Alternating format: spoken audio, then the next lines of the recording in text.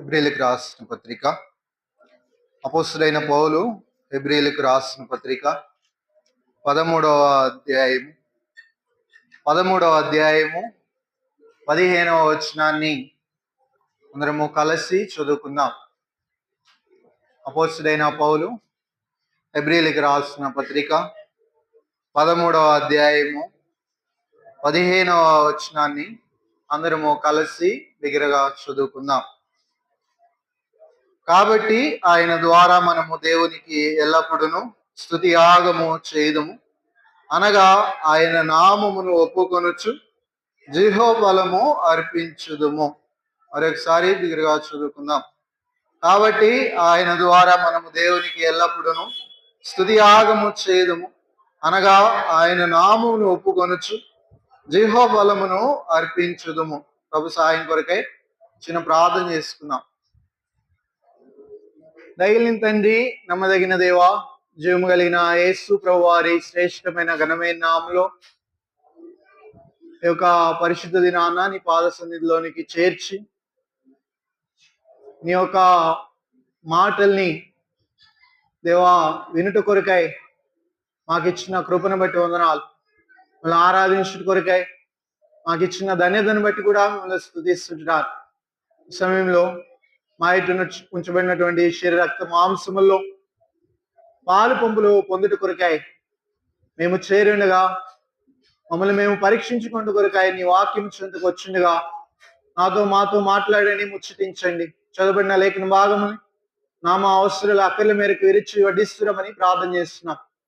నిలబడి దాసుడు బలహీనుడు అయోగ్యుడు ఈ పరిచర్య చేయట కొరకై కూడా ఎన్నతగిన వాడు కాదు కనుక నేను జ్ఞాపకం చేసుకొని ఎన్న తగిన వాడిగా ఎంచి నమ్మి దేవా కృపచేత ఇచ్చిన పరిచర్యని కృపచేత నీ దాసుడు జరిగించినట్లు నీ పరలోకపు సహాయతని పరిశుద్ధాత్మ శక్తిని నీ దాసుడికి అనుగ్రహిస్తున్నామని ప్రార్థన చేస్తూ వినగలిగే చేయని గ్రహింపగలిగే మనసుని మాకు అనుగ్రహిస్తున్నామని మత్తయి సువార్త 17:8 జ్ఞాపకం చేసుకొని మీరు మాత్రమే కనబడి నీ నామానికి మాత్రమే మహిమ తెచ్చుకుంటారమని నన్ను మమ్మల్ని నీ శిలువ చాటున మరుగు చేస్తున్నామని నీ శిలువ ప్రత్యక్షతలో నుంచి వచ్చిన మాటల్ని మాకు వినిపించి బయలుపరుస్తామని ప్రార్థన చేస్తూ యేసు ప్రభు మా రక్షకు నామములో తోడై నడిపిస్తున్న నమ్మి స్తుతిస్తూ బ్రతిమలాడి వేడుతో నామ తండ్రి, ఆమేన్.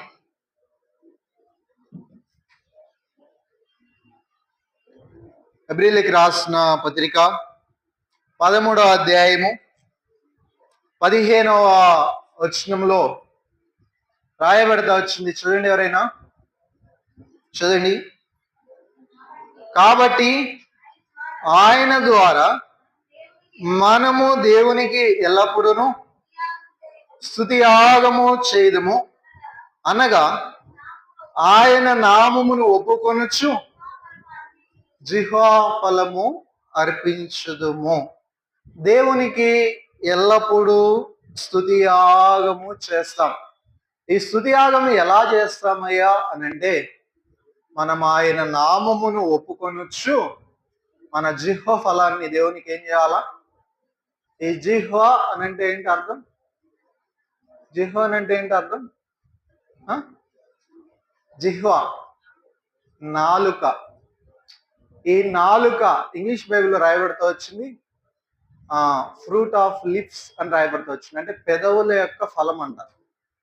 పెదవుల యొక్క ఫలం అంటే ఇది నోటి యొక్క ఫలం లేదా నాలుక యొక్క ఫలం. ఇది మనం ఏం చేయాలా అని అంటే ఏం చేయాలా? దేవునికి అర్పించాలి. ఇంగ్లీష్ బైబిల్లో అయితే రాయబడుతూ వచ్చింది. ఇక్కడ మనము ఆయన నామమును ఒప్పుకొనొచ్చు అని రాయబడుతూ వచ్చింది.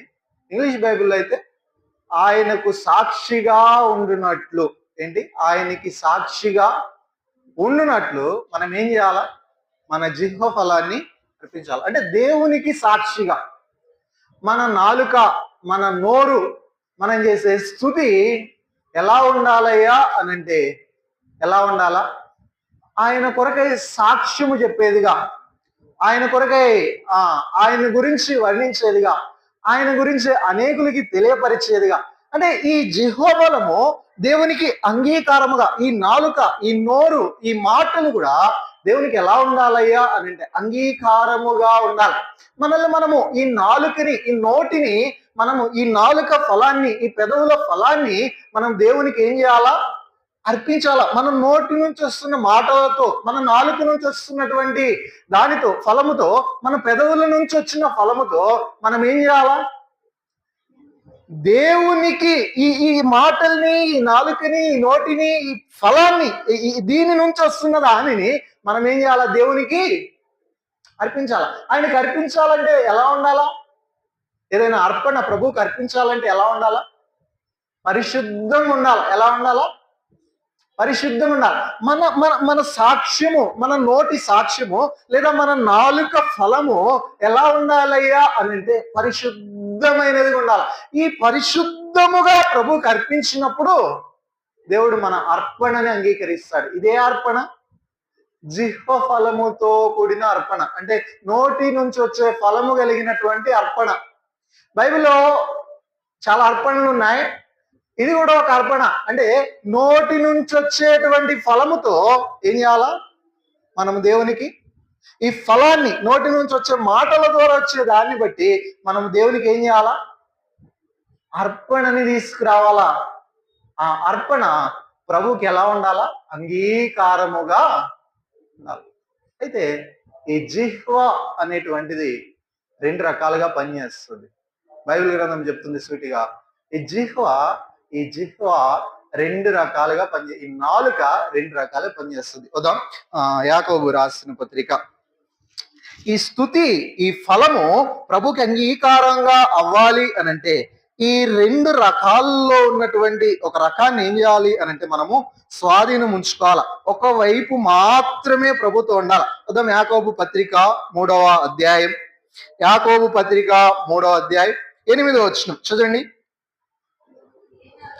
ఏ నరుడును నాలుకను సాధు చేయనేరడు, అది మరణకరమైన విషయముతో నిండినది, అది నిరర్గళమైన దుష్టత్వమే.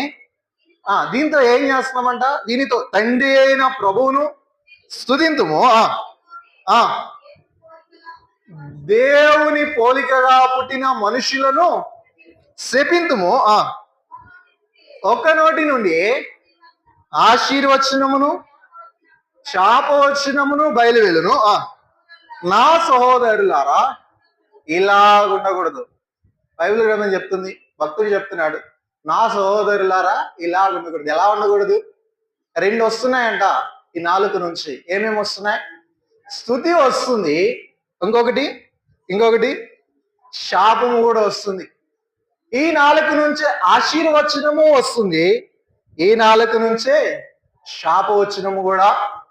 మన నాలుక ప్రభుకి అంగీకారము ఉండాలంటే, మన నాలుక నుంచి వచ్చే మాటలు, ఈ స్తుతి, ఈ అర్పణ ప్రభుకి అంగీకారంగా ఉండాలి అని అంటే మన నాలుక ఇలా ఉండకూడదు. ఎలా ఉండకూడదు? ఆశీర్వచనము శాపవచనము ఉండకూడదు, స్తుతి శాపము ఉండకూడదు. ఏముండాలా? ఒకటే ఉండాలి. ఏముండాలా? స్తుతే ఉండాలా.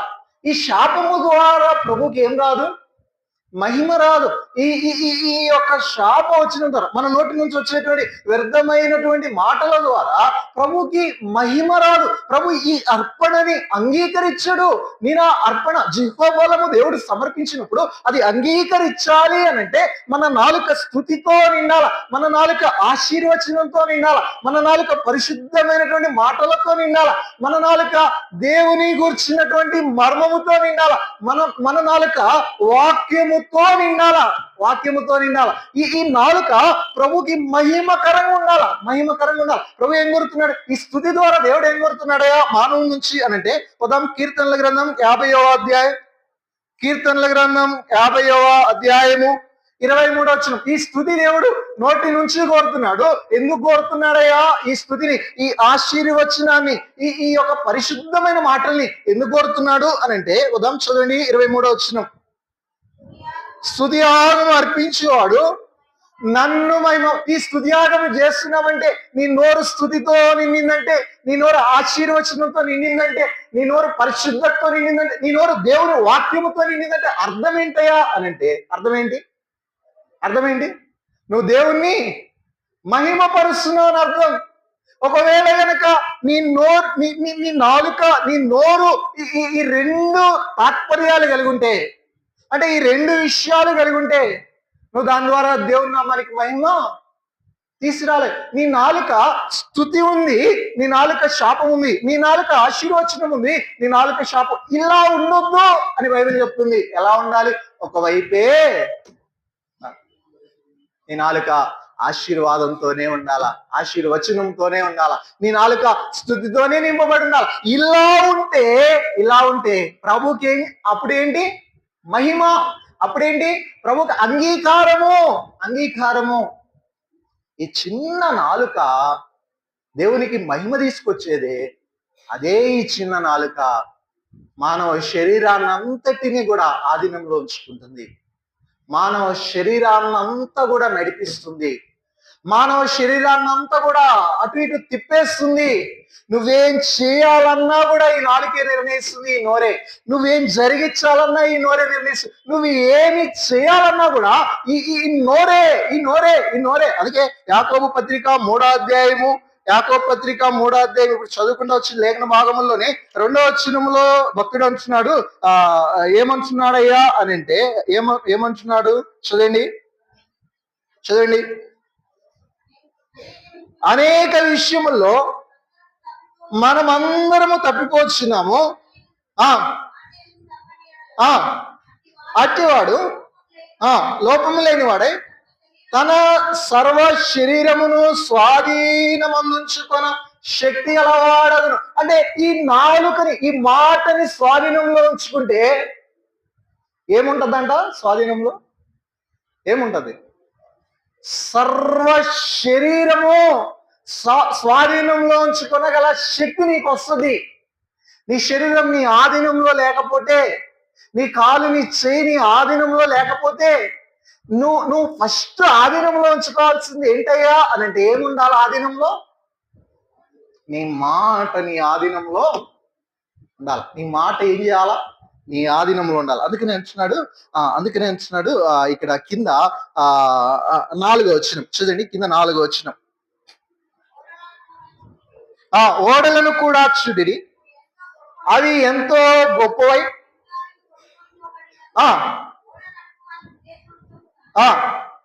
మిక్కిలి చిన్నదగు చుక్కాని చేత త్రిప్పబడును. అలాగనని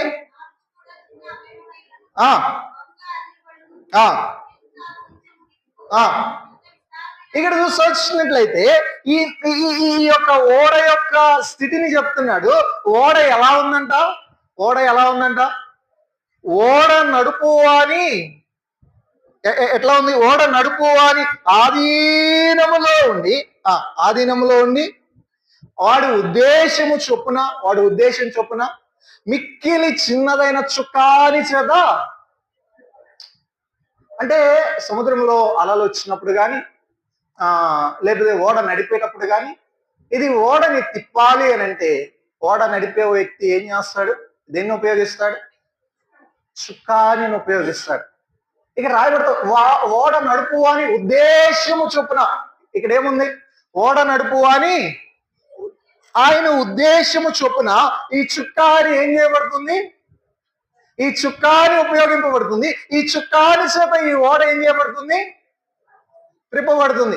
నీ నా యొక్క ఉద్దేశమును బట్టి ఈ నాలుక నీ నా శరీరాన్ని ఏం చేస్తుంది? తిప్పిద్ది. నీ నాలుక దేవునికి మహిమ రావాలా. నోటి నుంచి వచ్చే మాటలు 2 చోట్ల నుంచి వస్తాయంట. 2 చోట్ల నుంచి వస్తాయి. ఎక్కడి నుంచి వస్తాయి చెప్తారు ఎవరైనా? హృదయంలో నుంచి వస్తాయి. ఇంకోటి ఆలోచనలోంచి వస్తాయి. కరెక్ట్గా చెప్పారు. ఇప్పుడు హృదయంలో నుంచి వస్తాయి, మనసులోంచి వస్తాయి. చాలాసార్లు మనము మర్చిపోయామయ్యా చెప్పింది అని అంటాం, విన్నది కూడా మర్చిపోయామని అంటాం. ఎందుకంటాం తెలుసా? చాలాసార్లు చెప్పింది మర్చిపోతాం, విన్నది కూడా మర్చిపోతాం. అసలు ఎందుకు మర్చిపోతాం చెప్తారు ఎవరైనా? ఎందుకు మర్చిపోతాం? అది ఇక్కడే ఉంది. ఎక్కడి నుంచి వచ్చింది మర్చిపోతాం. ఎక్కడి నుంచి వచ్చింది మర్చిపో. 2 చోట్ల నుంచి వస్తాయి. ఇక్కడ నుంచి వస్తుంది, ఇక్కడ నుంచి వస్తుంది. ఇక్కడ నుంచి వచ్చింది ఇక్కడికి వెళ్ళింది మర్చిపోతాం. ఇక్కడ నుంచి వచ్చింది ఇక్కడికి వెళ్ళింది మర్చిపో. మన హృదయములో నుంచి ఏం రావాలా? మన హృదయములో నుంచి రావాలా? ఏం రావాలా? స్తుతి రావాలా? ఇప్పుడు మన మన మన నాలుక, మన నోరు నుంచి వచ్చే మాటలు ఇక్కడి నుంచి వస్తాయి, ఇక్కడి నుంచి వస్తాయి. ఇక్కడేముంది అన్నది ప్రశ్న. ఇప్పుడు ఇక్కడేముంది అన్నది ప్రశ్న. ఇప్పుడు ఇక్కడ నీ నీ నీ మనస్సులో, నీ మైండ్ లో మంచి విషయాలు నింపుకొని ఉన్నావా, లేదా నీ హృదయంలో మంచి విషయములు నింపుకొని ఉన్నావు? అందుకని మత్తయి సువార్త 12వ అధ్యాయము, మత్తయి సువార్త 12వ అధ్యాయం 34 వచ్చిన చదవండి ఎవరైనా. 12:34 అక్కడ ఒకటి అంటాడు భక్తుడు, చదవండి 12:34.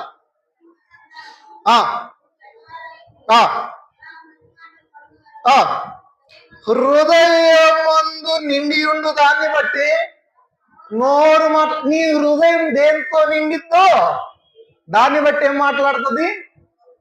ఇప్పుడు నీ మైండ్ లో ఆలోచించినవి మర్చిపోవచ్చు, కానీ ఇక్కడ ఉన్నది నువ్వేం చేయలేవు, మర్చిపోలేవు. హృదయంలో ఉన్న దాన్ని బట్టి నోరు మాట్లాడుతుంది.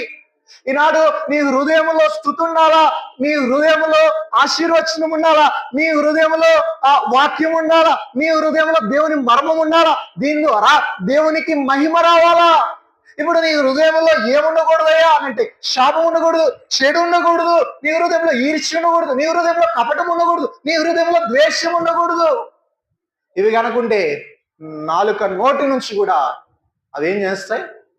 బయటకు వస్తాయి. ఒకటే ఉండాలి. భక్తులు చెప్తాను, జిహ్వా ఫలము సమర్పించాలి అని అంటే, ఈ జిహ్వా ఫలము దేవునికి అంగీకారం ఉండాలంటే నీ నాలుక, నీ నోరు, నీ మాట ఒకవైపే పనిచేయాల. నాలుక కొన్ని రకాలుగా ఉంది. చూద్దాం, నాలుక కొన్ని రకాలుగా ఉంది. నాలుక ఎలాంటిదయ్యా అని అంటే చూద్దాం. మొదటిది నాలుక ఎలాంటిది? సామెతల గ్రంథం 6వ అధ్యాయం. సామెతల గ్రంథం 6వ అధ్యాయం. ఈ నాలుక కొన్ని రకాలుగా ఉంది. లోక సంబంధంగా ఈ నాలుక కొన్ని రకాలుగా ఉంది. చాలా ఉన్నాయి నాలుక రకాలు, కానీ ఈ కొన్ని విషయాలు లోక సంబంధమైనటువంటి నాలుక కొన్ని రకాలుగా ఉంది. కదా 6వ అధ్యాయము 16వ వచనం. 6వ అధ్యాయం 16వ వచనం. యెహోవాకు అసహ్యములైనవి 6 గలవు, అవేవనగా అహంకార దృష్టియు, కల్లలాడు నాలుక. ఇక్కడ ఒక నాలుక ఉంది. ఏం నాలుక అంటే ఇది? కల్లలాడు నాలుక. కల్లలాడటం అంటే అర్థం ఏంటి? కల్లలాడటం అంటే ఏంటది? కాదు. కల్లలాడటం అంటే ఇంగ్లీష్ పేపర్లో రాయబడుతూ వచ్చింది ఫాల్స్ టంగ్. అంటే ఏంటి? అబద్ధము చెప్పే నాలుక. అబద్ధం చెప్పే అంటే మీకు తెలిస్తే పెద్దగా చెప్పాలి. పెద్దగా చెబితే ఏంటి? నాకు తెలుస్తుంది, అక్క పలానా అక్క బాగా చెప్పింది, పలానా అమ్మ బాగా చెప్పింది, ఇప్పుడు సంతోషం. ఇప్పుడు నాకు వినిపించలేదు అనుకో, మీరు చెప్పింది కూడా నాకు అర్థం కాదు. ఇప్పుడు ఈ నాలుక ఎలాంటిది అని అంటే కళ్ళలాడే నాలుక. ఎలాంటి నాలుక? ఇది వద్దు, ఏముండాలి? స్తుతి ఉండాలి. ఈ కళ్ళలాడే నాలుక స్తుతిని దేవుని నామానికి, ఈ యెహోవా ఫలాన్ని దేవునికి అర్పించకుండా అడ్డొస్తుంది. ఏ నాలుక ఇది? అబద్ధమాడే నాలుక. అంటే ఇదే మాటను ఇంకోలాగా రాశాడు. చూద్దాం, సామెతల గ్రంథం 8వ అధ్యాయం 13వ వచనం. సామెతల గ్రంథం 8వ అధ్యాయం 13వ వచనం చదండి. యెహోవా యందు భయభక్తులు కలిగి ఉండుట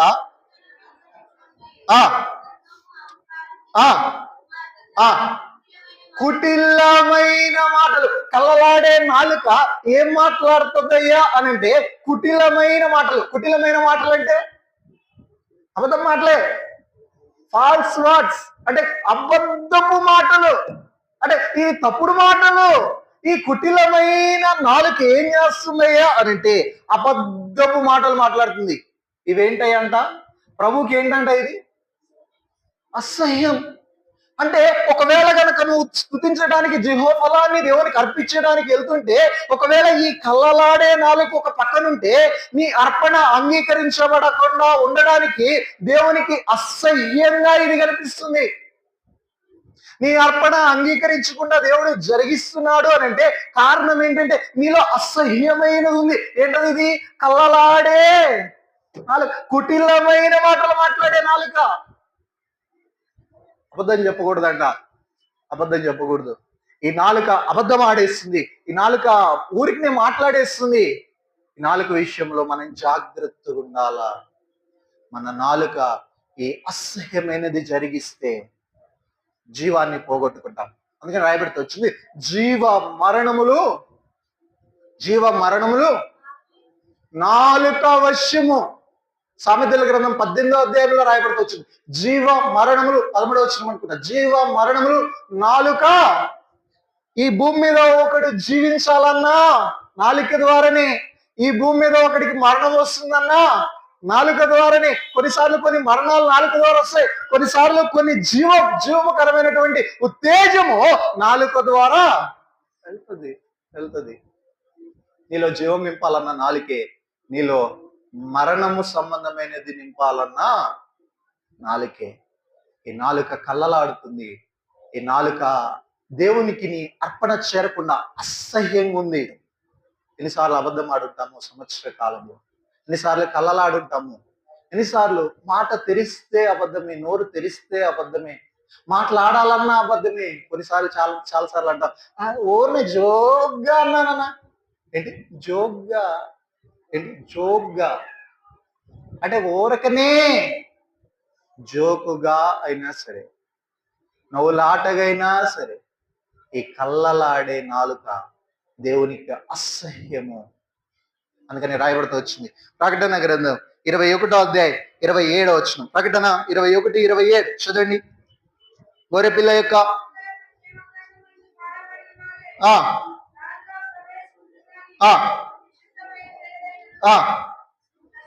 అసహ్యమైన దానిని, అబద్ధమైన దానిని జరిగించువాడైనను దానిలోనికి ప్రవేశింపనే. నీ స్తుతి యాగము దేవుడు అర్పణలోనికి తీసుకోవడమే కాదు, దేవుడు అంగీకరించకపోవడమే కాదు. కానీ ఎక్కడికి వెళ్ళమంట ఇది ఉంటే? దేవుని రాజ్యానికి కూడా చెప్పలేదు. కళ్ళలాడే నాలుక, అబద్ధమొద్దు. ఒకవేళ చిన్న అబద్ధమైనా సరే, చిన్నదైనా సరే, ఇదేం చేస్తుంది?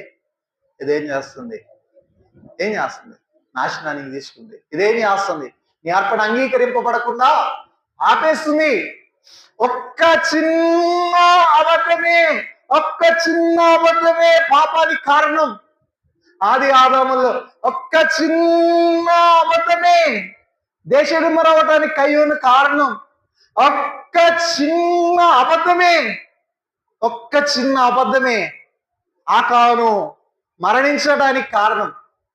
ఒక్క చిన్న అబద్ధమే మానవుని యొక్క జీవితంలో, గెహజీ యొక్క జీవితంలో కుష్టు రావటానికి కారణం. ఒక్క చిన్న అబద్ధమే అననీయ సపీరా మరణానికి కొనిపోబడటానికి కారణం. ఒక్క చిన్న అబద్ధం.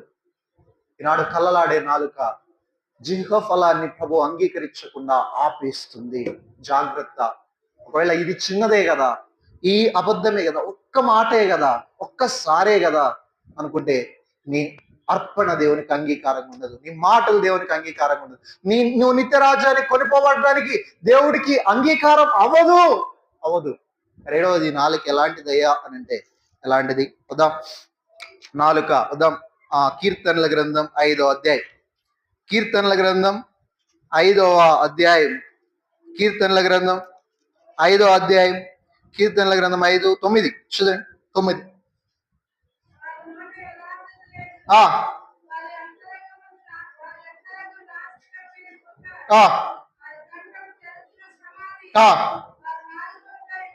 వారు నాలుకతో, ఈ నాలుక ఎలాంటిది?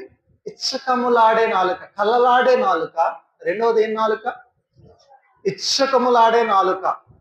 ఇంగ్లీష్ బైబిల్లో రాయబడుతూ వచ్చింది ఫ్లాటరీ టంగ్, అంటే ఇచ్చకములాడే నాలుక. అంటే ఇచ్చకములు అని అంటే ఏంటి అర్థం అంటే ముఖస్థుతి చేస్తుందంట. ఏంటి? పొగిడేస్తుంది. ఏంటది? పొగిడేస్తుంది అంటే లోపల ఉన్నది కాదు, బయటికి పొగుడుతుంది. ఏంటది? ఇసుకాలాడుతుంది అంటే లోపల ఏముందో అనవసరం, బయటికి మాత్రం ఏం చేస్తుంది? ఉబ్బింపజేస్తుంది, పొగిడేస్తుంది, ఇసుకాలాడేస్తుంది. అంటే ఈ ఈ ఈ మొదటిది ఆ కళ్ళలాడే నాలుక, ఇది ఫాల్స్ టంగ్. రెండవది ఇచ్చకములాడే నాలుక, ఫ్లాటరీ టంగ్. ఇది ఇది ఇది నిన్ను పొగిడేస్తుంది. లోకంలో చాలా మంది దగ్గరికి వెళ్ళి ఏం చేస్తారయ్యా, ఏం చేస్తారు? అయ్యో నువ్వు గొప్పోడు అన్నా, నువ్వు చాలా మంచివాడు అన్నా, నువ్వు చాలా పరిచారకుడు అన్నా, నువ్వు చాలా ప్రార్థనాపరుడు అన్నా, నువ్వు చాలా ఆత్మీయుడు అన్నా, ఇది చెప్పగానే ఏమవుతుంది? ఆ ఎన్నోవాడు ఉబ్బి అబ్బైపోతున్నాడు. ఏంటి ఉబ్బిపోతున్నాడు, పైకి వెళ్ళిపోతున్నాడు, ఎక్కిపోతున్నాడు. ఈ ఇచ్చకాలన్నీ ఎక్కడి నుంచి వస్తాయంట? ఈ ఇచ్చకాల నాలుక నుంచి వస్తుంది. ఇది ఇచ్చక మారుతుంది. ఈ ఇచ్చకరమే. అసలు ఇచ్చకాలాడేవాడు ఎలాంటి వాడు?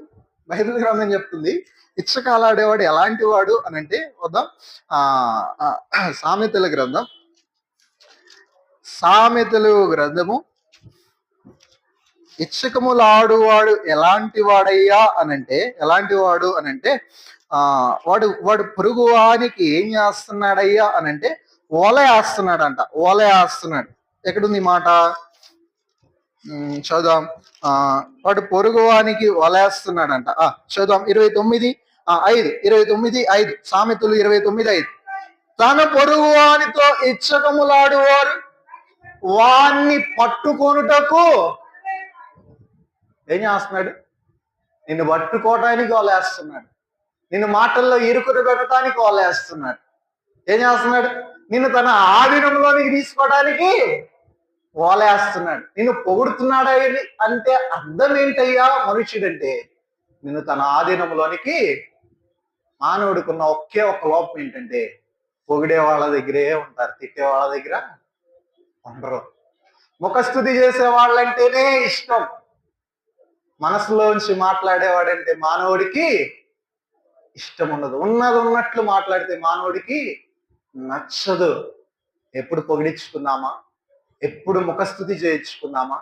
ఎప్పుడు ముఖస్థుతి చేద్దామా? ఇదే ఇదే ఇదే ఎందుకయ్యా అనంటే మానవుడు పొగడ్తలకి పడిపోతున్నాడు, ముఖస్థుతికి పడిపోతున్నాడు. ఓ రోజు ఒక సేవకుడు కొత్తగా వచ్చాడంట సంఘానికి కొత్తగా వచ్చి విశ్వాసులు అందరు ఉన్నారు, కొత్తగా పరిచయం చేసుకున్నాడు అందరికి. ఇప్పుడు పరిచయం చేసుకున్న తర్వాత కొత్తగా వచ్చిన సేవకుడు అంటే సాధారణంగా అందరు వస్తారు, చూడాలి అన్నని పలకరించాలి, పరిచయం చేసుకోవాలని.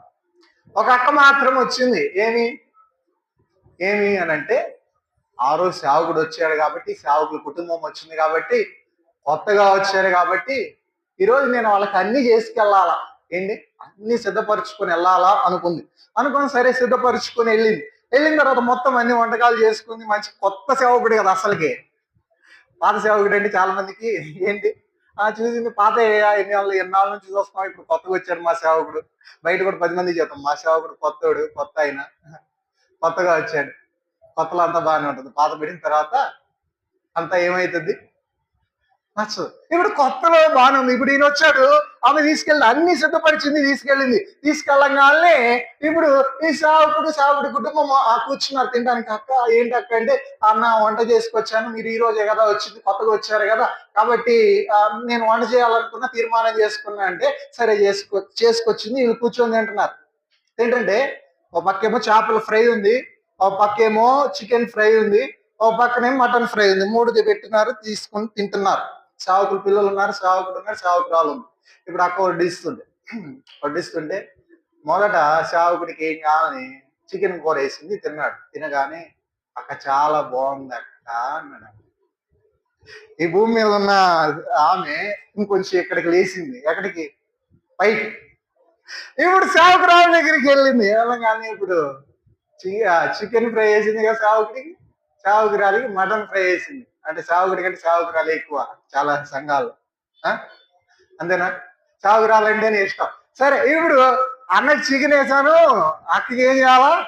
మటన్ వేద్దామని మటన్ వేసింది. ఇప్పుడు కానీ ఏంటి ఇక చాలా బాగుంది. అక్క కూడా పొగిడింది. అక్క ఈ కూర ఎప్పుడూ తినలేదు ఇంతవరకు. ఎప్పుడూ తినలేదు ఇంతవరకు. ఇన్ని సంఘాల్లో చేసి వచ్చాను, నీలా ఎవరు ఉండలేదు అక్క. ఇక్కడ లేచింది ఇంకెక్కడికి లేచింది.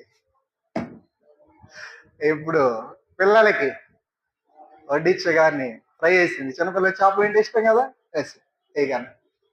ఆంటీ అమ్మ కూడా ఇంత చక్కగా ఉండదు. ఏంటి, అమ్మ కూడా ఇన్ని సంవత్సరాల్లో ఇంత చక్కగా ఉండలేదు ఎప్పుడు. వెళ్ళిపోయింది ఇంకా. ఏమి వీళ్ళు కింద ఉన్నారు, ఆమె టెర్రస్ పైకి ఎక్కింది. ఇప్పుడు ఈ ఈ ముఖస్థుతి ఏం చేస్తుంది, పైకి లేపుతుంది. అంటే ఇది ఇది పైకి లేపు, నేను పైకి ఎక్కి ఇప్పుడు అక్కడ ఎక్కగానే ఒక్కసారి నిన్ను ఏమన్నా అన్నారు అనుకో, అక్కడ నుంచి పడతాం. ఎక్కడి నుంచి, అక్కడి నుంచి పడతాం. ఎక్కడి నుంచి పెడితే దెబ్బ తగలదు, అక్కడి నుంచి పెడితే ఏంటి గట్టిగా తగిలింది. ఈ ముఖస్థుతి ఏం చేస్తుంది అంటే పొలబట్టుకుంటుంది. అందుకని ముఖస్థుతి ఏం చేస్తుంది అని అంటే ఏం చేసింది అంటే 26వ సామెతల గ్రంథం 28వ వచ్చిన 2వ భాగం చదవండి.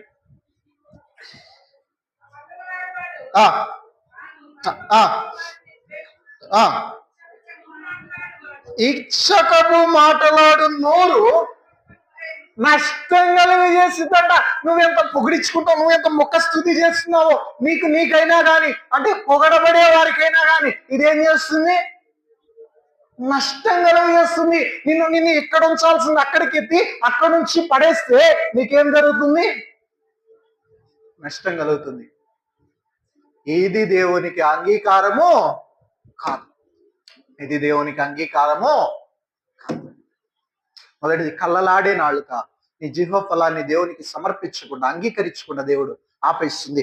రెండవది ఈ యొక్క ఇచ్చకములాడే నాలుక దేవుని దగ్గరికి నీ అర్పణ అంగీకరింపబడకుండా ఆపేస్తుంది. మూడవది, ఈ నాలుక ఎలాంటిదయ్యా అనంటే, ఎలాంటిది అనంటే సామెతలు గ్రంథం. ఈరోజు అన్ని చాలా వరకు మనము సామెతల గ్రంథములోనే ధ్యానించుకోవడానికి ప్రయత్నం చేద్దాం. 25వ అధ్యాయం సామెతల గ్రంథం 25, 23, 25, 23 వచ్చిన చూడండి. 25వ అధ్యాయం 23 వచ్చిన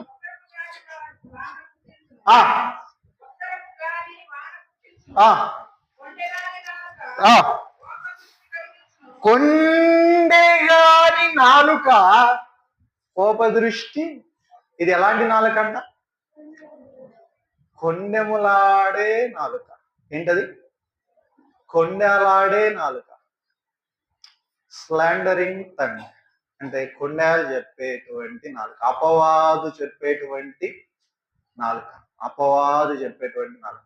ఈనాడు చాలా సార్లు చాలా మానవులు చేస్తున్న పని ఏంటయ్యా అంటే కొండలు, కొండెములు, అపవాదు. అంటే ఇక్కడ ఇక్కడ ఇక్కడ ఇక్కడ జరిగింది, అక్కడ జరిగింది, ఇక్కడ జరిగింది, వాళ్ళకి అక్కడ జరిగింది, వీళ్ళకి. ఇది ఈ నాలుక ఏం చేస్తుందయ్యా అని అంటే నీ జిహ్వ ఫలాన్ని దేవుడు అంగీకరించుకుని ఆపేస్తుంది. అందుకనే లేవీలకు రాసిన పత్రికలో ముందుగానే పాత నిబంధనలోనే ఆజ్ఞల్లోనే దేవుడు చెప్తున్నాడు. లేవీలకు రాసిన పత్రిక లేవీ గ్రంథము, లేవీ కాండము, క్షమించండి, లేవీ కాండము 19వ అధ్యాయం, లేవీ కాండం 19వ అధ్యాయం 16వ వచనం. కొండెములాడువాడు ఏం చేస్తాడంట, వీడు ఏం చేస్తాడు, ఈ కొండలాడు ఏం చేస్తాడు, ఇంటింటికి తిరుగుతాడంట. ఏం చేస్తాడు, ఇంటింటికి తిరుగుతాడు. ఎందుకు, అపవాదు చెప్పడానికి. ఈ రోజుల్లో చాలా ప్రత్యేకత ఏంటయ్యానంటే, ఒక చోట ఒక చిన్నది జరగగానే వితిన్ మినిట్స్ లో అంతా స్ప్రెడ్ అయిపోతుంది. కారణం ఏంటి, మానవుడి నైజం ఏమైందయ్యా అని అంటే కొండాలతో నిండిపోయింది. ఏంటి, కొండాలతో నిండిపోయింది. అక్కడ మాటలు ఇక్కడ మాటలు అక్కడ, వాళ్ళ గురించి వీళ్ళకి, వీళ్ళ గురించి వాళ్ళకి. ఇవన్నీ ఏం చేస్తున్నాయ్యా అంటే నీ జిహ్వ ఫలాన్ని దేవునికి అర్పించుకుని చేస్తున్నాయి. జిహ్వ ఫలాన్ని దేవునికి అర్పించుకుని చేస్తున్నాయి. ఆ రోజు ఒక ఊరికి కొత్తగా ఒక ఆయన వచ్చాడంట. అంటే ఊరికి చుట్టరికంగా వచ్చాడంట. చుట్టరికంగా వస్తే ఊర్లో వాళ్ళందరూ బంధువులు అంట ఆయనకి. ఏంటి, ఊర్లో వాళ్ళందరూ బంధువులే ఆయనకి. ఇప్పుడు చుట్టరికంగా వచ్చిన తర్వాత ఇప్పుడు ఊర్లో ఉన్న వాళ్ళందరూ బంధువులు కాబట్టి ఈయన ఏం చేసినాడు, వచ్చాడు, ఒకళ్ళ ఇంట్లో దిగినాడు. ఇక ఆ తర్వాత నుంచి ఏం చేస్తున్నాడు, ఒక్కొక్క ఇళ్ళని ఏం చేస్తున్నాడు, దర్శిస్తున్నాడు. ఆ ఊర్లో ఒక అక్క ఉంది. ఏంది? ఇంటింటికి తిరిగిద్దంట. ఏంటి? ఇంటింటికి తిరిగిద్ది. ఎందుకు ఈ అక్కకి? అపవాదంటే ఇష్టం, కొండాలంటే ఇష్టం. అంటే వాళ్ళ గురించి తెలుసుకోవాలి, వీళ్ళ గురించి తెలుసుకోవాలి, వీళ్ళ గురించి అలా చెప్పాలి, వాళ్ళ గురించి వీళ్ళకి చెప్పాలా, ఇది ఇష్టం. ఇప్పుడు ఈయన వచ్చి ఇంటికి తిరుగుతాడు. ఫస్ట్ అందరు చుట్టాలు, ఏమకు కూడా చుట్టమే ఆయన. ఏంటి? ఏమకు కూడా చుట్టమే. ఇప్పుడు చుట్టారేకంగా వచ్చాడు. మొదట అక్క వచ్చింది, ఇంటికి వచ్చి ఈయన ఉన్న ఇంటికి వచ్చింది అంట, చూసింది. ఈయన రెండో ఇంటికి వెళ్ళేసరికి అక్కడ ఉంది. ఎక్కడ ఉంది? రెండో ఇంటికి వెళ్ళేసరికి అక్కడ ఉంది. ఈయన మళ్ళా ఇంటిని పరామర్శించి మూడో ఇంటికి వెళ్ళేసరికి మళ్ళా అక్కడ ఉంది. వాళ్ళని మళ్ళా పలకరించి ఇంకో ఇంటికి వెళ్ళేసరికి ఆయన మొత్తం చూసి, అమ్మా నువ్వు మెరుపు తీగ కంటే స్పీడ్గా ఉన్నావు. ఎట్లా ఉన్నావు? ఎట్లా ఉందంట? మెరుపు తీగ కంటే స్పీడ్గా ఉంది. ఇప్పుడు ఎక్కడికి వెళ్తుంది? ఎక్కడ మెరుపు అన్నా ఈ ఒక పక్కన వచ్చి ఇంకో పక్కన రావడానికి సమయం పట్టింది కానీ నువ్వు మాత్రం ఎక్కడికి వెళ్ళినా అక్కడ ప్రత్యక్షం అవుతుంది. ఈ కొండలు ఆడే వాళ్ళు ఏంటయ్యారంటే ఇంటింటికి తిరగటం. ఎక్కడ కూర్చుంటే అక్కడ, ఎక్కడ ఎక్కువ మంది కనిపిస్తే అక్కడ, ఎక్కడ దీని వలన ఏంటయ్యా అంటే నష్టం. నీ జిహ్వ ఫలము దేవునికి అర్పింపబడకుండా నాశనం అవుతుంది. దేవుని దగ్గర నుంచి నువ్వు దూరం అయిపోతున్నావు. కొండాలు చెప్పేటువంటి, కొండాలు మాట్లాడేటువంటి, కొండాలు ద్వారా వస్తున్నటువంటి నష్టం ఏంటయ్యా అని అంటే, నష్టం ఏంటి? ఈ కొండాల ద్వారా ఏం జరుగుతుంది? ఇప్పుడు మనం చదువుకుంటూ వచ్చినాం. ఏంటి? 25, 23 ఏం జరుగుతుంది? కొండాల ద్వారా ఏం జరుగుతుంది? కొండెగాని నాలుక ఏం చేస్తుంది? కోప దృష్టి ఏం చేస్తుందంట? కోప దృష్టి. ఒకటి కోపం రావాలంటే ఏంటి కారణం? వస్తుందంటే అర్థం ఏంటి? కొండలు చెప్పేవాళ్ళు ఎవరో ఉన్నారు. కొండెమాడే నాలుక ఉంది అక్కడ. కొండెమాడే నాలుక ఉంది. ఒకవేళ కొండెమే కనుక ఉండకపోతే గొడవలు రావు. ఈనాడు కుటుంబాల్లో గొడవలు, భార్యాభర్తల మధ్య గొడవలు ఎందుకయ్యా అనంటే, ఎందుకు అనంటే కొండెములు చెప్పే వాళ్ళ మాటలు ఏం చేస్తాం? వింటాం. భర్తకి ఎవరన్నా వచ్చి భార్య గురించి చెప్పగానే ఏం జరుగుతుంది? వింటాడు. భార్యకి భర్త గురించి ఎవరన్నా చెప్తే ఏం చేస్తుంది? వింటది. ఏంటి ఇవన్నీ? కొండాలు. ఇక్కడ ఏమవుతుంది? జగడం వస్తుంది, గొడవలు అవుతున్నాయి, కుటుంబాలు నాశనం అవుతున్నాయి. ఇదిగో ఆమె ఇట్లా చెప్పింది కదా, ఇదిగో నువ్వు ఇట్లాంటి వాడివి అంటే తెలియకుండా మాటలు వచ్చేస్తాం. ఇదిగో ఆయన ఇట్లా చెప్పాడు కదా, నువ్వు ఇట్లాంటి దానివి. ఆయనలో ఉండని ఉండకపోని, ఆమెలో ఉండకపోని ఈ కొండెములాడే మాటలు వింటున్నావేమో. ఒకవేళ నువ్వే కొండలు ఆడుతున్నావేమో, నీ అర్పణ దేవునికి అంగీకారమో.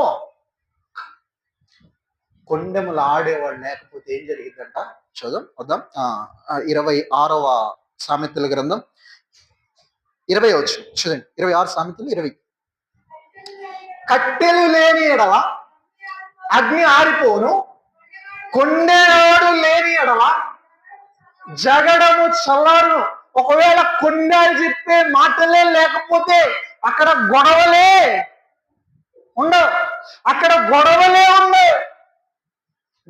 ఉండవు. కొండలు చెప్పేవాడి ఉద్దేశం ఏంటయ్యా అంటే అక్కడికి ఇక్కడ, ఇక్కడికి అక్కడ. నాడు చాలాసార్లు చాలా మందికి గొడవలు ఎందుకు అవుతున్నాయా అంటే నమ్మకస్తులుగా ఉంటాం. చాలాసార్లు ఒక ఇద్దరు వ్యక్తులు నమ్మకస్తులుగా ఉంటే వాళ్ళకున్న బాధలేవో, వాళ్ళకున్న లోపాలేవో వాళ్ళ నమ్మకస్తులకు ఒకరికి చెప్పుకుంటారు. ఏం చెప్పుకుంటారు అంటే, ఒకరోజు ఒక ఆయన కూర్చున్నారంట, ఇంకొక ఇద్దరు సోదరులు కూర్చొని చెప్తున్నారంట. ఏమని అంటే, ఈయనకి ఏదో లోపం ఉంది. ఈ లోపం ఆయన చెప్పాడు. ఏమని? నమ్మకస్తుడు, ప్రాణ స్నేహితుడు, నమ్మకమైన వాడు చెప్పాడు. అన్న నాలో ఈ లోపం ఉంది, ప్రార్థన చేయి, ఇదిగో నాకు జరిగింది, ప్రార్థన చేయని చెప్పాడు. చెప్పగానే ఈయన ఏం చేయాలా? ఎవరితో చెప్పొద్దన్నా ఏంటి? ఎవరితో చెప్పొద్దని చెప్పాడు. ఇప్పుడు ఈయన ఏం చేయాలా? ప్రార్థన చేయాలా? ఎవరితో చెప్పకూడదు. ఈయన ఏం చేశాడు అంటే అయిపోయింది, వెళ్ళిపోయాడు. ఆయన ప్రార్థన చేస్తాం, సరే బాగాలేదు, ప్రార్థన చేద్దాం, మంచిగా ఉందాం, ఆత్మీయులు మనం సహకరించకపోతే ఎట్లా? ఇలా మాట్లాడిస్తారు. అయిపోయిన తర్వాత ఇప్పుడు ఈయనకి నమ్మకస్తుడు ఉన్నాడంట ఇంకొక ఆయన. ఎవరికి? ఎన్నవాడికి. ఈయనెళ్ళి ఆయనకి చెప్పాడు ఏమని, అన్న నీకు ఓ మాట చెప్తా, ఎవ్వరికి చెప్పదు, నువ్వు నా నమ్మకస్తుడు అని చెప్తున్నా.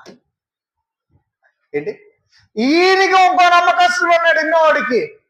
ఆయన వెళ్ళి ఏం చెప్తున్నాడు అని, నువ్వు ఎవరికి చెప్పొద్దన్నో, ఏంటి నమ్మకస్తుడు అని చెప్తున్నా. ఈయన చెప్పాడు, ఈయన ప్రార్థన చేయాలి, అయిపోయింది, ఇంకా అక్కడితో ముగిసిపోతుంది. ఈయన ఎక్కడికి వెళ్ళింది, ఊరంతా తిరిగింది, మళ్ళీ ఈయన దగ్గరికి వచ్చింది. ఎక్కడికి వెళ్ళింది, ఊరంతా తిరిగి ఈయన దగ్గరికి వచ్చింది. ఇప్పుడు ఈయన అనుకుంటున్నాడు ఏమని, నేను ఈయనకే అలా చెప్పింది, ఇంకెవరికి చెప్పా, ఈనాడు కొండ. అందుకని రాయబడుతూ వచ్చింది 11వ సామెతల గ్రంథం 13వ వచనం చూడండి. 13వ వచనం, కొండెగాడై తిరుగువాడు పరుల గుట్టు. ఒకవేళ కొండేలాడే మనసు ఉంటే, ఎవరన్నా నీతో ఏం చెప్పొద్దు అని ఎవరికైనా చెప్తే, వాళ్ళ లోపాలు కానీ వాళ్ళ వాళ్ళ వాళ్ళ ఇబ్బందులు కానీ వాళ్ళ ఇరుకులు కానీ నీకు చెప్తున్నట్లయితే, నువ్వు ఎవ్వరితో చెప్పవు. నువ్వు కొండేలు ఆడితేనే పరుల గుట్టుని ఏం చేస్తున్నావు, పరుల గుట్టు బయట పెట్టొద్దు. నీకెవ్వరు ఏదన్నా చెప్తే, రహస్యంగా చెప్తే, ఈవెన్ నీ కుటుంబంలో, నీ యొక్క కుటుంబంలో నీ తల్లితో, నీ తండ్రితో, లేదా నీ భార్యతో, నీ భర్తతో అయినా సరే ఏం చేయకూడదు, నీకు మాత్రమే చెప్పింది, నీ దగ్గర మాత్రమే. ఈనాడు క్రైస్తవ సంఘములో ఇవి లేకపోతే, ఈ మాటలు చెప్పేవాళ్ళు లేకపోతే, ఇక్కడ అక్కడికి చేర్చేవాళ్ళు లేకపోతే, జగడాలుండవు, నష్టాలుండవు, పరుల గుట్టు బయటపడరు, ఎవరికి కలహాలు రావు, గొడవలు రావు, ఎక్కడ కూడా లోటుపాట్లు కనిపించవు. కుటుంబాలు వేరైపోవు. పిల్లలకి తల్లిదండ్రులకి మధ్య వ్యత్యాసం రాదు, తల్లిదండ్రులకి పిల్లలకి మధ్య ఏం రావు, వ్యత్యాసం రాదు. భార్య భర్తకి మధ్య దూరం రాదు. కారణం ఏంటంటే, భార్య భర్త మీద చెప్తుంది, భర్త భార్య మీద చెప్తున్నాడు, ఆ తల్లిదండ్రులు పిల్లలపైన చెప్తున్నారు, పిల్లలు తల్లిదండ్రులపైన చెప్తున్నారు. ఇదిగో ఇట్లా ఉన్నారానే కొండెములు వద్దు. ఒకవేళ ఇది ఉంటే గనక అర్పణ అంగీకరించబడదు. నీ అర్పణ జిహ్వ ఫలము దేవునికి అంగీకారం కావాలి, దేవుడు కోరుతున్నాడు. ఇదే మొదటిది, కళ్ళలాడే నాలుక. రెండవది ఇచ్చకుమలాడే నాలుక. మూడవది కొండేలాడే నాలుక. జాగ్రత్త, మూడిట్లో నువ్వు కొండేలాడితే దేవుడు నిన్ను సహించడు, నీ జిహ్వ ఫలాన్ని దేవుడు అంగీకరించడు. యోధా పత్రిక 4వదిగా, యోధా పత్రిక 1వ అధ్యాయం 16వ వచనం చూడండి త్వరగా. 1వ అధ్యాయం 16వ వచనం. యోధా పత్రిక 1వ అధ్యాయం.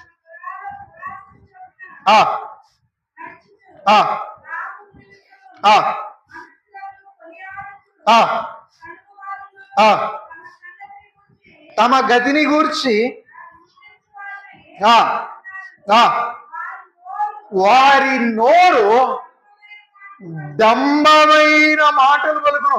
ఈ నోరు ఎలాంటిదంట, డంబమైన నాలుక, డంబమైన నోరు. ఎరగంటంగ్ అంటే డంబము, గర్వపు మాటలు పలికే నాలుక. నాడు చాలాసార్లు మానవుడికి అలవాటైపోయింది ఏంటయ్యా అని అంటే, డంబాలు చెప్పడం. డంబాలు, ఇదిగో నేను ఇట్లా, ఇదిగో నా ఆత్మీయత ఇట్లా, ఇదిగో నా కుటుంబం ఇట్లా, ఇదిగో నా పిల్లలు ఇట్లా. ఏం చేస్తున్నాం, డంబం. దప్పు కొడుతున్నాం, చేస్తున్నాం, ఊరంతా తిరిగేస్తున్నాం. ఇదిగో నేను ఇంత స్థానంలో ఉన్నా, ఇదిగో నాకు ఈ స్థాయి ఉంది, ఇదిగో నా దగ్గర ఇంత ఉంది, నా దగ్గర అంత ఉంది. డంబం. చాలాసార్లు అన్నీ ఉన్నవాళ్ళు ఏమి లేని దగ్గరికి వెళ్ళి ఏం చెప్తారు, ఉన్నవాడి దగ్గరికి వెళ్ళి చెప్పడం, ఉన్నవాడు లేని వాడి దగ్గరికి వెళ్ళి ఏం చెప్తాడు, డంబాలు చెప్తాడు. ఏమని, లేవాండో, ఇదిగో నాకు అది ఉంది, ఇదిగో నాకు ఈ స్థాయి ఉంది, ఇదిగో నా కుటుంబం ఇట్లా. వీడికి ఏమనిపిస్తుంది, లేని వాళ్ళకి ఏమనిపిస్తుంది, అయ్యో దేవుడు నాకు అది ఇవ్వలేదే, వీళ్ళకి ఇచ్చాడే, నాకు ఎందుకు ఇవ్వలేదు. అంటే వానిలో ఆలోచన రావడానికి కారణం ఏంటి? నీ డంబపు మాటలే. ఏంటి? ఇదిగో నాకు ఇది ఉంది, అది ఉంది, అది ఉంది, ఇది ఉంది చెప్పకపోతే ఏమైంది? అలా చెప్పుకుంటే నీకేమన్నా 10 కోట్లు వస్తాయా? వస్తాయా? ఒక 10 రకాలుగా మన గురించి గొప్పలు చెప్పుకోవటం వల్ల మనకేది రాదు. రాదు. డంబపు మాటలు మాట్లాడేవాడంట అప్పుడే కొత్తగా ప్రభువులోకి చేర్చబడిన వాడిని కూడా త్రిప్పేస్తాడు. 2 పేతురు రాసిన పత్రిక 2వ అధ్యాయం, పేతురు రాసిన 2వ పత్రిక 2వ అధ్యాయం 18వ వచనం చదవండి. వీరు వ్యర్థమైన డంబపు మాటలు పలుకుచు దురాశలు గలవారే తప్పు మార్గమును నడుచు వారిలో నుండి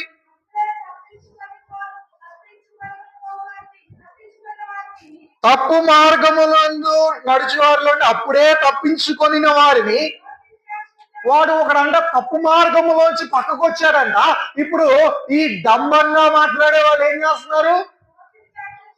మళ్ళా వాళ్ళని పాపములోనికి, పోకిరి చాష్టల్లోనికి ఏం చేస్తున్నాడు? అంటే వాడికి దురాశ ఉంది. డంబంగా మాట్లాడేవాడికి నాకు అంత ఇంత ఇంత అంత ఇది అది అన్నంత దురాశ ఉంది. వాడి మాటలు ఈడికి కూడా ఏం చేస్తున్నాయి? అప్పుడే కొత్తగా మారినోడికి కూడా ఏం చేస్తున్నాయి? దురాశ చెప్పిస్తున్నాయి. వాళ్ళు పోకిరి చేష్టలు వచ్చేస్తున్నాయి. ఈనాడు నీ మాటలు, నీ డంబపు మాటలు, నీ గురించి నువ్వు చెప్పుకోవసరలా, నీ గురించి నువ్వు గొప్పలు అవసరలా, నీ గురించి శ్రేష్టత అవసరలా. ఒకవేళ నువ్వు గొప్పగా కనిపిస్తుంటే మనుషులకి, బైబిల్ గ్రంథం సూటిగా చెప్తుంది, సూటిగా లోకాసు వార్త, ఒకవేళ నువ్వు గనక గొప్పగా కనిపిస్తుంటే మనుషులకి, బైబిల్ గ్రంథం సూటిగా చెప్తున్నమాట. లోకాసు వార్త 16వ అధ్యాయం 15వ వచనం చివరి భాగం చూడండి. 15 చివరి భాగం. మనుషులలో ఘనముగా ఎంచబడినది దేవుని దృష్టికి అసహ్యం. ఒకవేళ కనుక నీ జీవితంలో నువ్వు డంబపు మాటలు చెప్పుకుంటూ, ఇదిగో నా కుటుంబం ఇట్లా, నేను ఇట్లా, నా వ్యక్తిగత జీవితం ఇట్లా, నేను ఇంత పవిత్రుని, నేను ఇంత ప్రార్థన పరుని, నాకు ఇంత ఆస్తి ఉంది, నాకు ఇంత అంతస్తు ఉంది, నేను చేయగలను అంటే ఏదీ లేదు, నేను ఇంత చేయగలను, నాకు ఇంత బలం ఉంది, నాకు ఇంత సమూహం ఉంది అని చెప్పుకుంటే నువ్వు గొప్పవాడు అవుతావేమో మనుషుల దృష్టిలో. దేవుని దృష్టిలో అలాంటి వాడు నువ్వు. దేవుడు ఒకవేళ నిన్ను అసహించుకుంటే, మనుషులు నిన్ను ఎంత పొగిడినా వేస్టే. దేవుడు నిన్ను అసహించుకుంటే, మనుషులు నిన్ను ఎంత గొప్ప చేసినా వేస్టే. మొదటిది కళ్ళలాడే నాలుక, రెండవది ఇచ్చుకాలాడే నాలుక, మూడవది కొండలాడే నాలుక, నాలుగవది డంబాలాడే నాలుక. నీ డంబము వలన ఒకరికి నష్టం కలిగించవద్దు. నీ డంబం వలన కనీసం నీకు నువ్వు అవమానం కూడా తెచ్చుకోవద్దు. డంబం వలన ఏమొస్తుందంట చూద్దాం. చివరికి చదువుకుని ఇంకొక విషయంలోనికి వెళ్దాం. చూద్దాం. సామెతల గ్రంథం. డంబము వలన అవమానం వస్తుంది. 2వ వచనం 11:2. సామెతలు 11:2. 11వ అధ్యాయము 2వ వచనం. అహంకారము వెంబడి అవమానము వచ్చును. ఇక్కడ చూసుకోవచ్చు. అహంకారం వెంబడి ఏమొస్తుంది? అహంకారం, డంబం ఉంటే, గర్వం ఉంటే అవమానం వస్తుంది. నీకే అవమానం. దేవుని దృష్టికి నువ్వు అసహ్యుడు అవుతావు. నీ అర్పణ అంగీకరించబడు. నీ జిహ్వ ఫలం అర్పించాలి అంటే మొదటిది నువ్వు చేయవలసింది ఏంటది? కళ్ళలాడే నాలుగు తీసేసుకో, ఇచ్చకాలాడే నాలుగు తీసేసుకో, కొండలు చెప్పే నాలుగు తీసేసుకో. ఇక్కడ అస్సలు చెప్పొద్దు, ఏం చెప్పొద్దు. నాలుగోది డంబంగా ఉండే నాలుగు తీసేసుకో. ఐదవది సామెతల గ్రంథం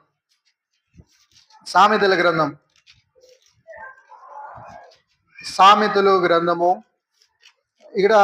రాయబడితో వచ్చింది. 17వ అధ్యాయం 4వ వచనం 2వ భాగం చూడండి త్వరగా. 4వ అధ్యాయం 2వ భాగం 4వ వచనం. నాలుక హానికరమైన మాటలు పలుకుచుండగా. ఇక నాలుక ఏం చేస్తుంది? హానికరమైన నాలుక, హార్మ్ఫుల్ టంగ్. హానికరమైన నాలుక, హానికరం. నువ్వు హానికరం చేస్తున్నావు నీ మాటల వలన. మత్తయి సువార్త 5వ అధ్యాయంలో రాయబడుతూ వచ్చింది, నువ్వు నీ సోదరుని చూసి వ్యర్థుడా అని చెప్తే ఏం జరిగిద్ది? మహాసభకు అప్పగించబడతావు. ద్రోహి అంటే ఏం చేయబడతావు? నరకాగ్నికి అప్పగింపబడతావు. జాగ్రత్త. నీ నాలుక ఒకరిని హానికరంగా ఉండకూడదు, ఒకళ్ళ హాని చేయకూడదు, ఒకరికి హాని తలపెట్టకూడదు. ఈనాడు నాలుక అదుపు లేకుండా మాట్లాడుతుని బట్టి చాలా చాలా చాలా కుటుంబాల్లో ఆత్మహత్యలు, చాలా ప్రపంచవ్యాప్తంగా ఎన్నో హత్యలు, ఎన్నో అవమానాలు, ఎన్నో ఇబ్బందికరమైనటువంటి పరిస్థితులు. కారణం ఏంటయ్యా అని అంటే ఈ నాలుక ఏం చేస్తుంది?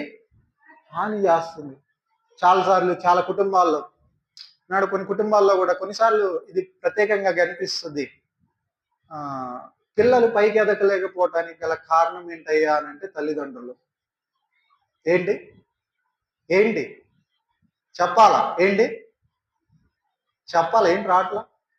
పిల్లలు పైకి ఎదగలేకపోవటానికి గల కారణం కొన్ని విషయాల్లో తల్లిదండ్రులు. ఎందుకు? నీ హానికరమైన మాటలు. హానికరమైన మాటలు. ఒకటిని చూసి నువ్వు చేతగాని వాడివి అని చెప్తున్నావంటే అర్థం ఏంటి? వాడు పనికి మాలనోడే, వాడు చేతగానోడే, వాడికి ఆ మనసు పడిపోతుంది. నీ పిల్లల్ని కానీ నీ కుటుంబాన్ని కానీ నువ్వెక్కడ తక్కువ చేయొద్దు. నీ హానికరమైన మాటలను బట్టి వాళ్ళని ఇబ్బందికి గురి చేయొద్దు. వారిలో ఆ మనసు పడిపోయింది. ఇంకా ఇదిగో ఈ మాటలు నిజంగా నేను ఇలాంటోండేనా, నీ భార్యతో నువ్వు చెప్తున్నావు నువ్వు చేతగానివి, నీ భర్తతో నువ్వు చెప్తావు చేతగానోడు నువ్వు. అసలు హానికరమైన మాటలు వారికి ఏమనిపిస్తుందంటే అయ్యో నిజమే కదా, నేను చేతగానుండేమో. వారిని దిగజారిపోతుంది, వారు కృంగిపోయేటట్టు చేస్తున్నారు, వారిని అవమానానికి గురి చేస్తుంది, వారు ఆత్మహత్యకి వెళ్తున్నారు. ఇట్లాంటోడు ఇట్లాంటోడు. నోరు లేచేటప్పుడు జాగ్రత్త. హాని చేయకూడదు ఈ నాలుక. చివరిది ఈ నాలుక ఎలాంటిదయ్యా అని అంటే, ఎలా ఉండాలి ఈ నాలుక అని అంటే, చివరిది అప్రమాణముగా ఉండకూడదంట ఈ నాలుక. చదువు. పేతురు రాసిన మొదటి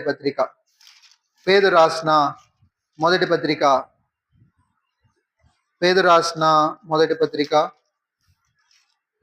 ఇక్కడ రాయబడుతూ వచ్చింది. ఈ నాలుక క్షమించండి, తిమోతికి రాసినటువంటి మొదటి పత్రిక 1వ అధ్యాయం 11వ వచనం మధ్య భాగంలోంచి చదువుతూ వచ్చినట్లయితే, అబద్ధికులను అప్రమాణికులను.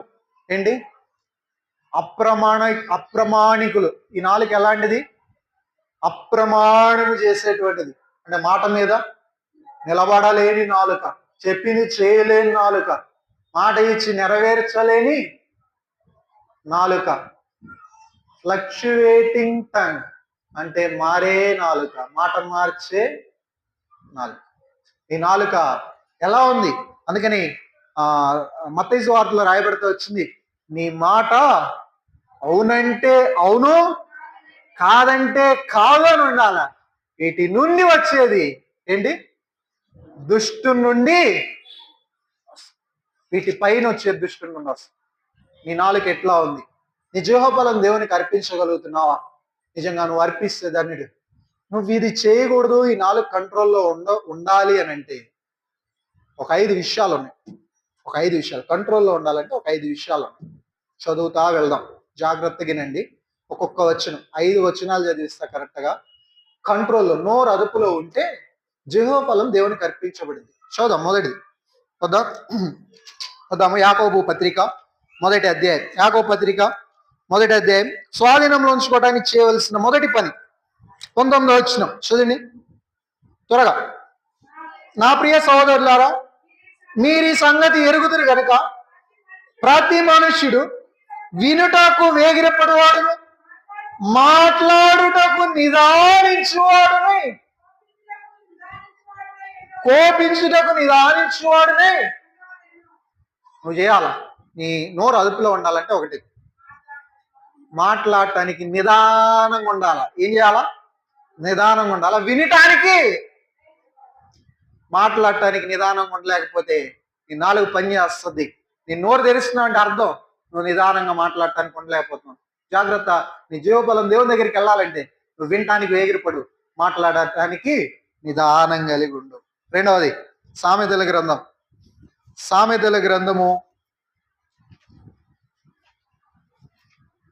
మాట్లాడటానికి నిదానంగా ఉండాల మొదటిది.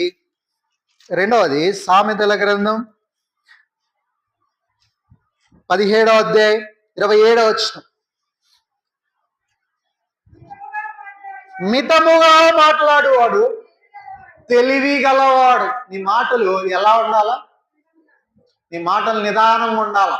రెండవది, నీ మాటలు మితంగా ఉండాలా. అందుకని సామెతలు 10:19లో రాయబడతా వచ్చింది, విస్తారమైన మాటల్లో దోషం ఉండక మానదు, తన నోటిని కాపాడుకునేవాడు, తన పెదవులను మూసుకునేవాడు బుద్ధిమంతుడు. నీ మాటలు నిదానంగా ఉండాలా. నీ మాటలు మితంగా ఉండాలా. మూడవది 18వ వచనం, 18వ అధ్యాయం 13వ వచనం చూడండి. సంగతి వినకముందు ప్రత్యుత్తరం ఇచ్చేవాడు తన మూఢతను బయలుపరిచి. సంగతి వినాలా, గ్రహించాలా. యేసు ప్రభు వారు కూడా ఈ లోకంలో ఉన్నప్పుడు ఒకటి చేశారు, వారి హృదయాలోచనలు ఎరిగి. చాలాసార్లు గ్రహించకుండా ఏది పడితే అది మాట్లాడేస్తాం, నోటికి వచ్చింది మాట్లాడేస్తాం. నువ్వు విన్న తర్వాతే మాట్లాడాలా, గ్రహించుకొని మాట్లాడాలి. హృదయంలో ఇది మాట్లాడాలా లేదా అని ఆలోచించి మాట్లాడాలా. నిదానించి మాట్లాడు, మితంగా మాట్లాడు, గ్రహించి మాట్లాడు. ఏం చేయాలా? గ్రహించి మాట్లాడు. అదా ఇంకా రాయబడతా వచ్చింది సామెతల గ్రంథం 25వ అధ్యాయం. సామెతల గ్రంథం 25వ అధ్యాయము 11వ వచనం. సమయోచితముగా పలుకబడిన మాట చిత్రమైన వెండి పండ్లంలో నుంచబడిన బంగారు పండ్ల వంటిది. సమయాన్ని బట్టి మాట్లాడు. ఏం చేయాలా? సమయాన్ని బట్టి, సమయ సందర్భాన్ని బట్టి మాట్లాడాలి. ఎలా పడితే అలా మాట్లాడు. ఈ సమయంలో నువ్వు మాట్లాడవచ్చా లేదా? ఈ సమయంలో నువ్వు మాట్లాడాలా లేదా? ఆలోచించి మాట్లాడు. ఎట్లా పడితే అట్లా మాట్లాడదు. చివరిది వద్దాం. 17వ అధ్యాయం సామెతలు 28వ వచనం. ఒకడు మూఢుడైనను మౌనముగా నుండిన ఎడల జ్ఞాని అని ఎంచబడును. వాడు మూఢుడైన, వాడు పాపైన, వాడు ఎంత కోపిష్టైనా మౌనంగా ఉంటే ఏం చేయబడతాడు? జ్ఞానం అవుతాడు. అందుకని రాయబడుతూ వచ్చింది సామెతల గ్రంథం 21వ అధ్యాయం 23వ వచనం. నోటిని నాలుకను భద్రం చేసుకునేవాడు శ్రమల నుండి తన ప్రాణముని ఏం చేస్తాడు? నీ నాలుక, నీ నోరు భద్రంగా ఉండాలా. మొదటిది నిదానించి మాట్లాడు. రెండవది మితంగా మాట్లాడు. మూడవది ఏం చేయాలా? గ్రహించి మాట్లాడు. నాలుగవది సమయాన్ని బట్టి మాట్లాడు. ఐదవది మాట్లాడేటప్పుడు కొన్నిసార్లు మౌనంగా ఉండటానికి ఇష్టపడు అందరూ మాట్లాడినప్పుడు. అందుకని 53 యెషయా గ్రంథంలో అతడు బాధింపబడినను నోరు తెరవలేదు, వధకు సిద్ధమైన గొర్రె పిల్లవలే, వచ్చు కత్తిరించు అనే గొర్రె పిల్లవలే మౌనముగా, యేసు ప్రభులాగా మౌనంగా ఉండటానికి నేర్చుకో. లోకం ఏమనుకున్నా పర్లా, లోకం ఎలా అనుకున్నా పర్లా, లోకం నిన్ను ఎలా జ్ఞానివి కాదన్నా పర్లా, లోకం గొప్పవాడివి కాదన్నా పర్లా, మౌనంగా ఉండు. నోరు ఆపేసుకో, నోరు మూసేసుకో. కొన్నిసార్లు మాట్లాడటానికి ఇష్టపడు, సమయాన్ని బట్టి మాట్లాడటానికి ఇష్టపడు. నిన్ను ఎవరు చేతగానోడు అనుకున్నా పర్లా, దేవుడు నిన్ను గొప్పవాడిగా చూస్తాడు. మాటలను బట్టి పరీక్షించుకుందాం. మన నాలుక 6 అంతల విధానంలో ఉంది. ఈ నాలుక ఇవన్నీ తీసేస్తే నీ జీవఫలం దేవుడు అంగీకరిస్తాడు. వీటితో పాటు తీసేసి ఈ 5 పాటించు. నిదానంగా, మితంగా గ్రహించి, సమయాన్ని బట్టి మౌనంగా ఉండు. ఇవి నేర్చుకుంటే నువ్వు పెద్దగా లెక్చర్లు ఇవ్వ అవసరం లేదు. నువ్వు పెద్దగా నేనే మాట్లాడాలని ఏం మాట్లాడవసరం. నువ్వు చాలా మౌనంగా ఉంటే చాలు. నీకు అవసరమైతే నీకు ఆ గొప్పతనం రాకపోయినా పర్లా, నువ్వే మాట్లాడేవాడివి అన్న నీకు ఆ యొక్క హెచ్చింపు రాకపోయినా పర్లా. 10 మంది మాట్లాడుతుంటే నేను మౌనంగా ఉంటా, ఫస్ట్ తర్వాత మాట్లాడతా. మితంగా ఉంటా మాట్లాడేటప్పుడు. కొన్నే మాట్లాడతా, ఎక్కువ మాట్లాడను. సమయాన్ని బట్టే మాట్లాడతా, అన్ని సార్లు మాట్లాడను. గ్రహించి తెలుసుకొని మాట్లాడతా, ఊరనూర్రే మాట్లాడను. మౌనంగా చాలా సార్లు ఉండటానికి ప్రయత్నం చేస్తా. ఇలా ఉంటే ప్రభు నిన్ను ఆశీర్వదిస్తాడు. నీ జీవ ఫలాన్ని అంగీకరిస్తాడు.